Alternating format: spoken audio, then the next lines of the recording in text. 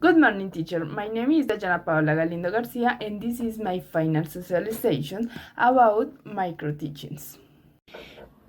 Okay, for the context, I made the micro-teaching in Tunham in a private school. The name is Liceo La Arboleda. I made this with children of 5 and 6 years old of transition grade, and there are 16 children. The classroom, it is very small and uncomfortable for the student because they were crowded and could not easily move around, even in their off series. So it is very difficult for the activities and other things. For the second question, as a future teacher, I believe I can develop the necessary skill to design a successful language curriculum through a training process that combines theory, practice, and critical reflection. This is important for me because first, to study the fundamentals of curriculum design, analyzing and defining learning objectives. I can't selecting content and choosing methods appropriate to the context because all contexts are different. Then I pass all this knowledge into practice through curriculum design projects and micro-teaching sessions. It is important but in practice.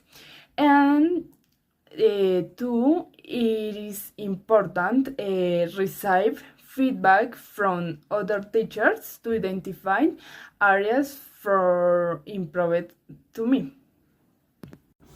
Okay, one challenge in lesson planning is the time because, for example, it's important knowing how long each activity will take, whether the planned activities are sufficient or insufficient. There is extra time in the class and further activities are planned. Regarding resource, it is difficult to create resource that capture a student's attention because some things are very ordinary for them and don't motivate for the students. Therefore, one must be very creative and innovate so that they feel the need to learn and stay focused.